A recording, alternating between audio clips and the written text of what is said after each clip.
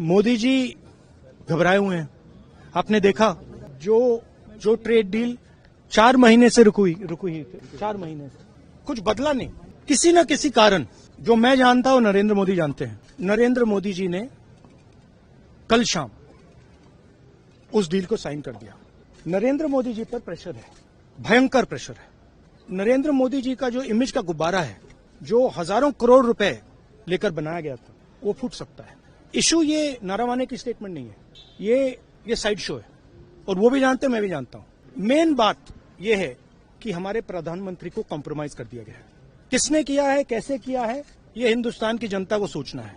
मगर इतिहास में पहली बार हिस्ट्री में एलओपी को प्रेसिडेंशियल एड्रेस में नहीं बोलने दिया। और हिंदुस्तान के जो किसान हैं, आप सब समझिए कि इस ट्रेड डील में आपकी मेहनत को, आपके खून पसीने को नरेंद्र मोदी जी ने बेच दिया है। और वो इसलिए बेचा है क्योंकि ये कॉम्प्रोमाइज्ड है।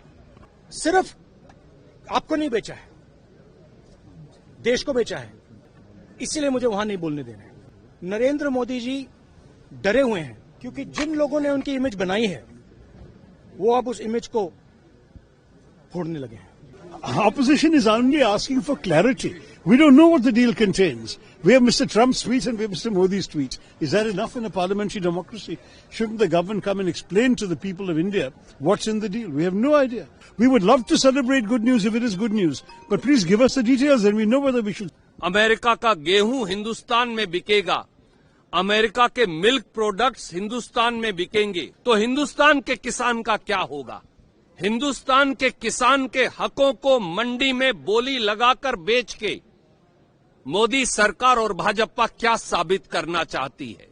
और हमारी विदेश नीति, हमारी ट्रेड डील्स के बारे में अमेरिका पहले घोषणा करता है। क्या अधिकार है अमेरिका के पास ये तय करने का कि भारत कहां से तेल खरीदेगा? जिस तरह से कृषि उत्पादनों के लिए अमेरिका का बाजार खोला गया है, हमारे बाजार में आके वो अपना उत्पाद बेच सकेंगे और अपना यहाँ पे आके डेयरी प्रोडक्ट्स को बेच सकेंगे। और जो नुकसान हमारे किसानों को होगा, इस पे हम लोगों का प्रदर्शन जारी रहेगा। गौतम अडानी को बचाने के लिए ये ट्रेड डील किया है और हम ये संसद से सड़क तक उसका विरोध करते रहेंगे। या डोनाल्ड ट्रंप ने माई वे और हाईवे के आधार पर किया। किसी चीज पे 2-3% था, उसको 50 ले गए, फिर 18 ले आए। मतलब ये क्या चल रहा है? अनाउंसमेंट कौन कर रहा है? American president. क्या हमने अपनी पूरी संप्रभुता गिरवी रख दी है? ये सवाल आपके माध्यम से पूरे देश। वेनेजुएला से भारत तेल खरीदेगा और रूस से नहीं खरीदेगा, इसकी घोषणा भी ट्रंप साहब वाशिंगटन डीसी से करेंगे। भारत कभी अमेरिका के निर्देशों पर नहीं चला है। प्रधानमंत्री जी, आपकी खामोशी हमें अखर रही है और उस वजह से अब टैरिफ जो है हम पे लागू नहीं होंगे। चलिए, अगर हमने रूस से तेल खरीदना बंद कर दिया तो अच्छी बात है। रूस के बरक्स हम कहां से तेल खरीदेंगे? क्या उनसे तेल खरीदने का नतीजा ये होगा कि हमारी पेट्रोल और डीजल की कीमतें जो है वो बढ़ जाएंगी? इसके लिए हमें इंतजार करना पड़ेगा। पहले क्यों ट्वीट किया? अरे भाई, रेसिप्रोकल टैरिफ तो अमेरिका ने लगाया था, अमेरिका ने रेसिप्रोकल टैरिफ कम करना था। तो जब उनको टैरिफ कम करना है और 50 से सीधा 18% इतना कम हुआ, तो उसकी जानकारी तो उधर से ही आएगी। स्वाभाविक है कि उनको टैरिफ कम करना है तो उसकी जानकारी राष्ट्रपति माननीय डोनाल्ड ट्रंप जी देंगे। और इस मौके पे मैं माननीय राष्ट्रपति डोनाल्ड ट्रंप का भी धन्यवाद करना चाहता हूं, जिन्होंने प्रधानमंत्री नरेंद्र मोदी जी की मित्रता का सम्मान किया। ट्रेड डील जो इतना ऐतिहासिक भारत और अमेरिका के बीच में हुआ है, तो भारत अमेरिका ट्रेड डील का डिटेल आपको मालूम नहीं है। आप गुमराह करने के लिए काहे को ये बोल रहे हैं कि किसानों को नुकसान हो रहा है?